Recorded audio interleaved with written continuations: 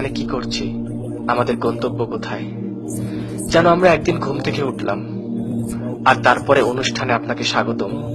কোনো প্রশ্ন করবে না, তাল মিলে চলতে থাকো, যতবার উপার্জন করো, চেষ্টা করো যেন ফতুর না হয়ে যাও।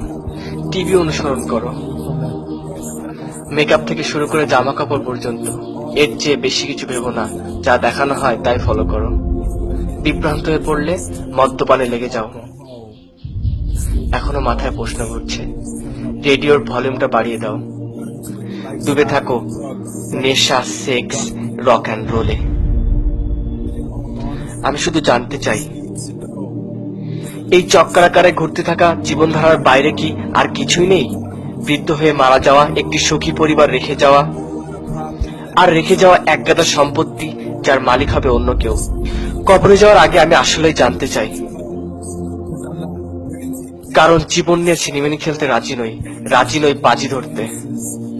এই সামান্য কিছু প্রশ্নের উত্তর খুঁজে ফিরছি। আমরা এখানে কি করছি? আমাদের লক্ষ্য কি?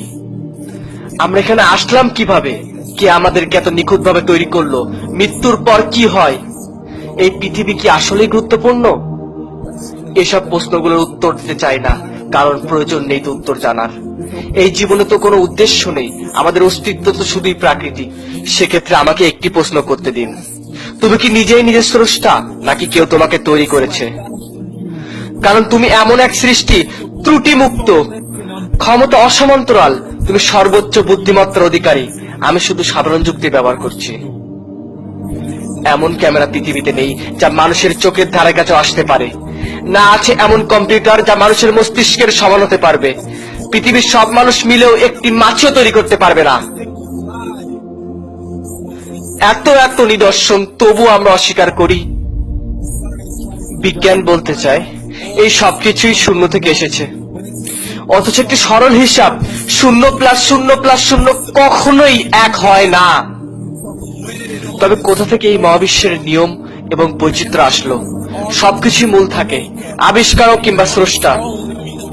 এই ভিডিওটা দেখতে পাচ্ছেন কারণ কেউ ভিডিওটা আপলোড করেছে।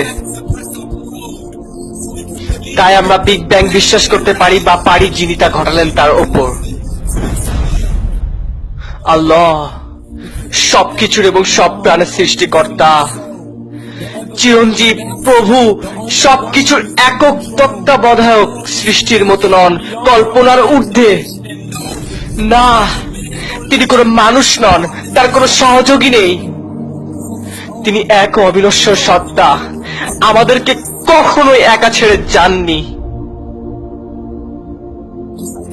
ঠিক সব প্রস্তুতকারকের মতো তিনি আমাদেরকে গাইড বই দিয়েছেন, কুরআন, ইসলাম। দুঃখিত জলদি উপসংহারে চলে আসার জন্য, কিন্তু এটাই একমাত্র সম্ভব। এতে আছে স্রষ্টার যৌক্তিক বর্ণনা, এক এবং অদ্বিতীয়, সর্বোচ্চ ক্ষমতার অধিকারী। কাউকে জন্ম দেননি, কেউ তাকে জন্ম দেয়নি। একটি বই যার শূন্য ত্রুটি, বৈজ্ঞানিক আর ঐতিহাসিক অলৌকিক তত্ত্ব। আজ থেকে 1400 বছর আগে যেমন মানুষের ভুলের নির্ভুল এবং পরিপূর্ণ বর্ণনা, মানুষের ভুলের যে বর্ণনা কোরআনে আছে সেটি 7ম শতাব্দীর বৈজ্ঞানিক জ্ঞান থেকে আসা সম্ভব নয়। পৃথিবীর জন্য পর্বতমালা কিলক স্বরূপ, যাতে পৃথিবী নরম থেকে রক্ষা পায়। বিচ্ছিন্ন দুটি প্রবাহিত সমুদ্রের পানি কখনোই এক হবে না। গ্রহগুলো নির্দিষ্ট কক্ষপথে চলার তথ্য, আর এই ঘূর্ণায়মান প্রতিক্রিয়া প্রভাবের দিন এবং রাত হওয়া। মহাবিশ্ব প্রস্তুতকরণ তথ্য এবং প্রতিটি পানির উৎস পানি থেকে হওয়ার তথ্য। অতীতের শিক্ষণীয় সকল ইতিহাস, বিশেষত ফ্রাউনের লাশ রক্ষিত হওয়ার তথ্য। পৃথিবীর স্থলভাগে সর্বনিম্ন স্থানের তথ্য, যেখানে পারস্য বাহিনী রোমানদের পরাজিত করেছিল। পুরুষের বীর্য নির্গমন পথ, মেরুদণ্ড পাঁজরের মধ্যস্থল নির্ধারণ তথ্য। এখন পর্যন্ত একটি শব্দ পরিবর্তিত হয়নি। উত্তর দিন কিভাবে সকল তথ্য জানা ছিল? আজ থেকে 1400 বছর আগে এমন এক ব্যক্তির উপর যে লিখতে বা পড়তে জানতেন না, শুধু উচ্চারণ করতেন, যা ফেরেশতা বাণী নিয়ে আসতো। যদি এখনো বিশ্বাস না হয়, কুরআনের মতো বাণী আবিষ্কার করে দেখাও। শত চেষ্টা করেও পারবে না। তাই তুমি সৃষ্টিকর্তা ও তার পাঠানো বার্তা নিয়ে হাসি তামাশা করলে।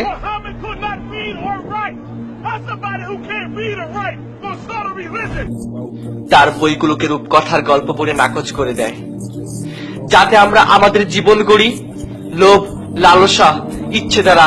বলে বেড়াচ্ছি জীবন তো একটাই, যত খুশি ফুর্তি করো, আমরা বাঁচবো, মরে যাব, তারপর মাটির সাথে মিশে যাব। তুমি খালি একবারই বাঁচবে, ভুল। গাছপালা মারা যাবার পর বৃষ্টি আসলে নতুন করে তার জীবন ফিরে পায়। আল্লাহ প্রতিশ্রুতি যে আমাদেরকেও ঠিক একইভাবে তিনি পুনরুজ্জীবিত করবেন, আঙ্গুলের ছাপ থেকে নিয়ে পায়ের তলা পর্যন্ত অনুরূপ অবস্থায়। যখন সর্বদ্রষ্টা সর্বশক্তিমান আমাদেরকে এত কাছ থেকে দেখছেন, অবশ্যই আমাদের পরীক্ষা নেওয়া হচ্ছে, আমাদের সম্পদ, স্বাস্থ্য, পরিবার সবকিছুর মাধ্যমে। তাই বিশ্বাস করো, আমরা অবশ্যই পুনরুজ্জীবিত হব এবং ফিরে যাব সৃষ্টিকর্তার সামনে। হিসাব নেওয়া হবে আমাদের প্রতিটি কাজের। যখন তিনি আমাদের আমলনামা দিয়ে বলবেন, পড়ো, ভালো মন্দ, ছোট বড় আর বাকি যা কিছু কর্ম করেছো, তোমার হিসাব গ্রহণের জন্য তুমিই যথেষ্ট। এখন আমার সাথে রাগ করো না। তুমি ভেবেছিলে আমার কাছে কখনো ফিরে আসতে হবে না। তোমাকে পুরো একটি জীবন দিয়েছিলাম আমাকে খোঁজার জন্য, কিন্তু তুমি ব্যস্ত ছিল ওসব কিছু নিয়ে যাচ্ছিল ক্ষণিকের। পড়ো, সুসংবাদ তাদের জন্য যারা বিশ্বাস করেছে। আর যদি তুমি বিশ্বাস না করো তাহলে পড়ো, সেই দিনটি তোমার প্রথম দিন হতে দিও না।